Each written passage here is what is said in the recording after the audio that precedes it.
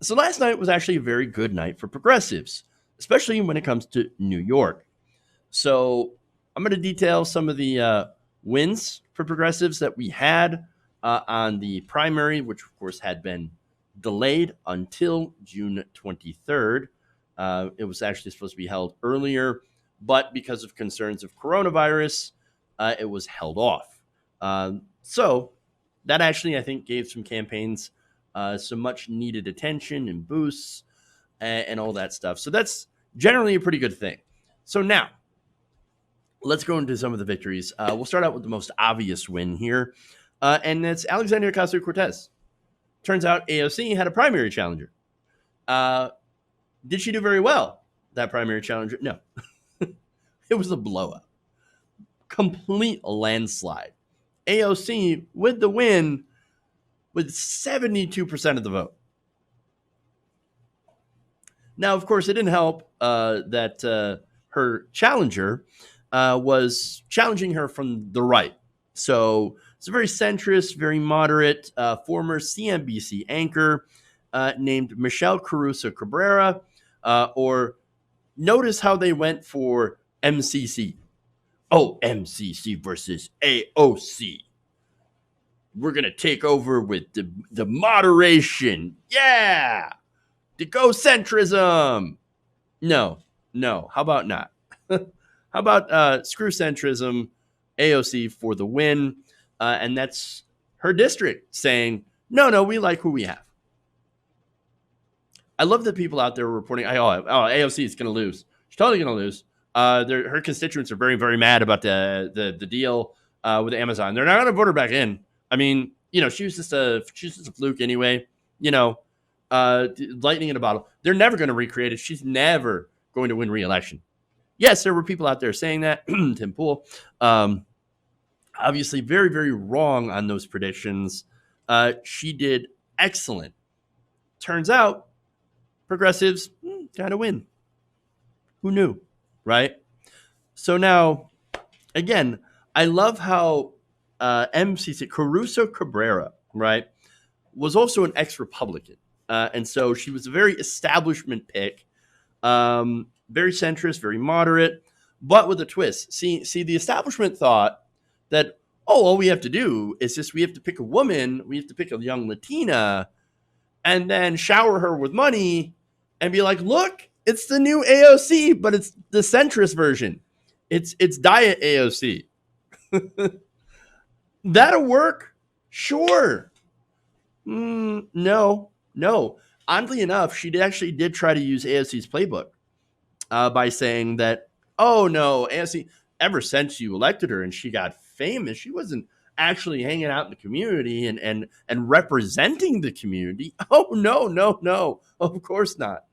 Well, that's ridiculous. There's plenty of video footage, right, of evidence of AOC actively in her community trying to help her community, especially during the coronavirus pandemic, where she was distributing care packages. She was seen quite a few times doing that. And so not only that, but of course, continuing to fight for her community when she was in the House. And so ridiculous attack, of course. And her opponent had a lot of money. That's what these establishment candidates always have. They always have a ton of money behind them, right? And they always have establishment picks behind them, establishment figures behind them, doing endorsements, all that stuff. And so AOC, though, destroyed her. Sent her back to Trump Tower. No, you may think, wait, what does Trump Tower have to do with this? Well, it turns out that's where Cabrera used to live. She used to live in Trump Tower, and she moved from there to the district to try to primary AOC. And of course, she got got the floor wiped with her. Great. So now that's AOC's race. So let's move on, right?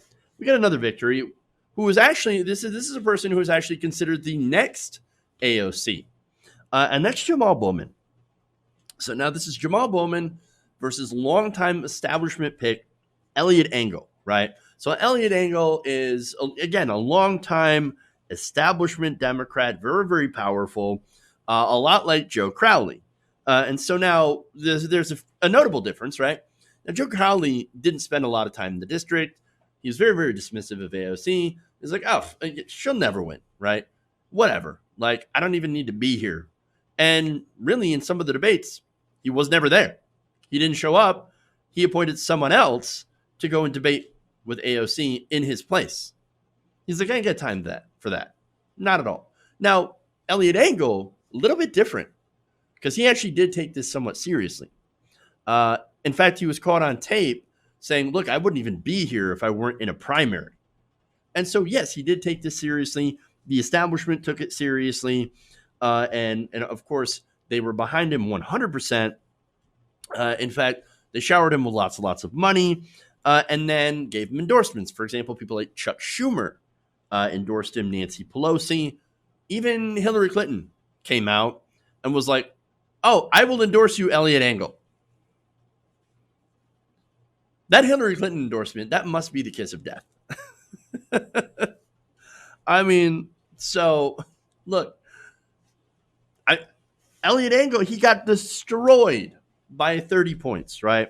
Bowman won his race 60 to 32%. And look, there are still, of course, absentee ballots being counted in a lot of the places that have had elections. But generally, Jamal Bowman, I mean, I don't know. I don't think Elliot Engel can make up a 30-point loss.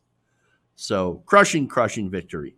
Again, back to AOC, right? Since there are a lot of parallels in this race, again, the establishment was very, very dismissive of AOC.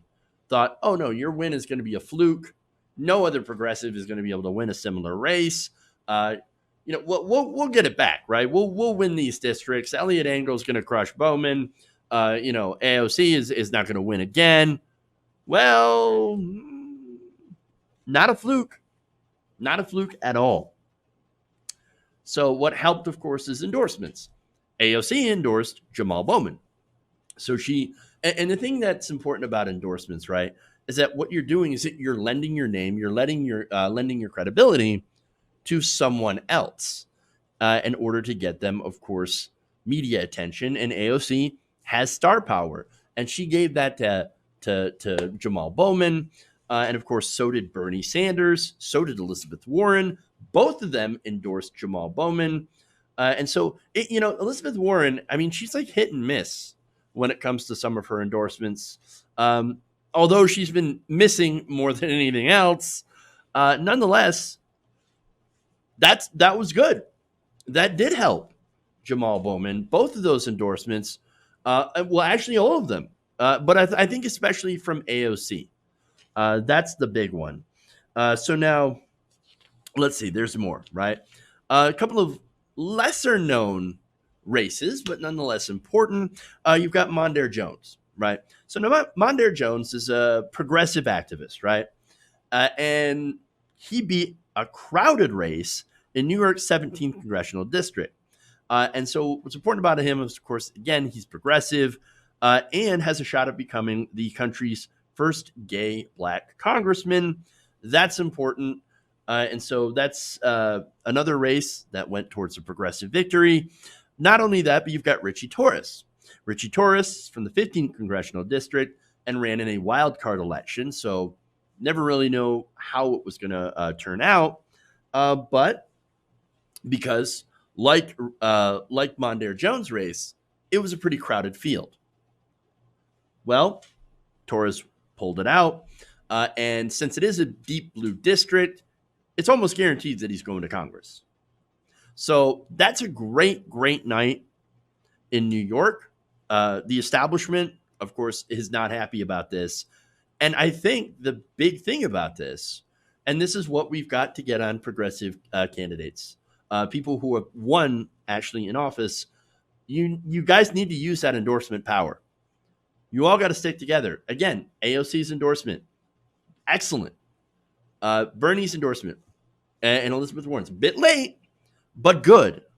Now, if they can do that for other races, especially in the early months, right, of these primaries, that I think makes the difference.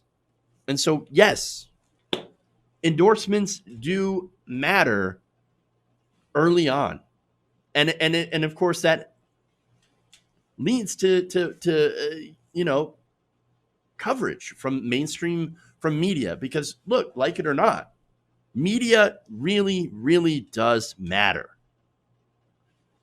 All right, so that's it. Um, let's go to not so great news, right? So now Biden, of course, look, Biden's going to be the nominee. We already know that. Bernie Sanders dropped out, still on the ballot in New York. In fact, he got 20% of the vote in New York, right? Biden got 67%. Now, that's actually not bad for Bernie because, again, since he did already drop out, he's not even actively running a campaign, but getting 20% of the vote in New York, he easily cleared 15%, so he gets delegates, and that helps him as he can now have more leverage during the convention in order to change some of the rules, right? So there's that, right? There's that little bright spot, but now we get to some not quite as bright news, or potentially. Now, let's see. Kentucky, right? So now in Kentucky, there was a race, Amy McGrath versus Charles Booker. So now they were fighting to figure out who was going to take on Mitch McConnell. That's an incredibly difficult race. It's going to be a very uphill battle, but it looked like Charles Booker had a little bit better of a shot than Amy McGrath.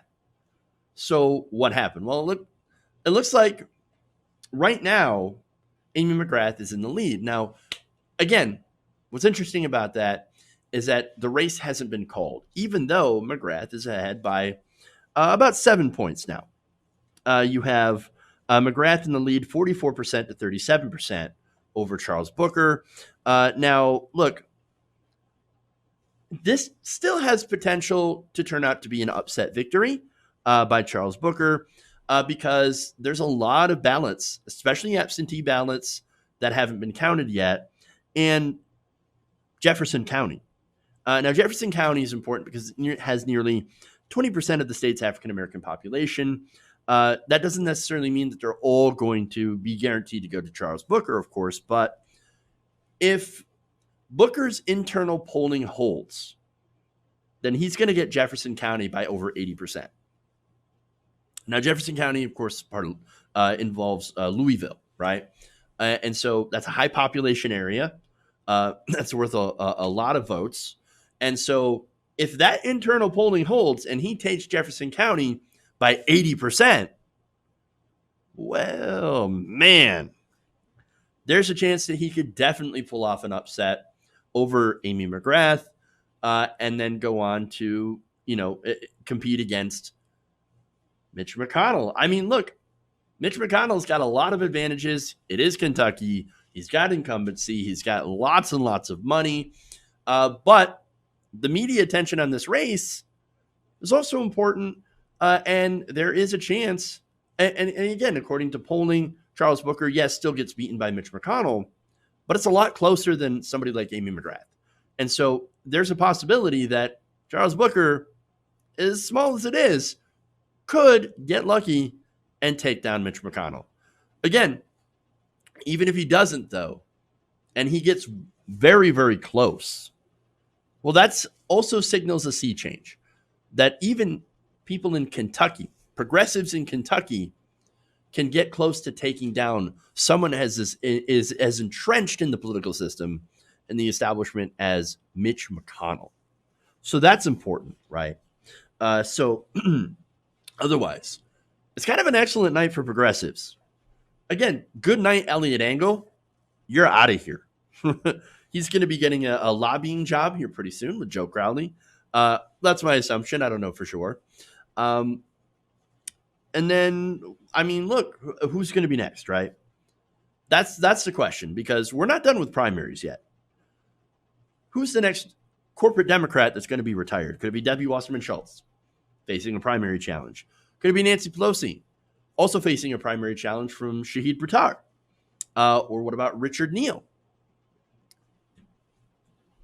What about Frank Pallone? I mean, look, there's a lot of progressive challengers. By the way, Russ Cincinnati is taking on Frank Pallone. I've talked to him. You can check out that interview. He's an excellent progressive candidate.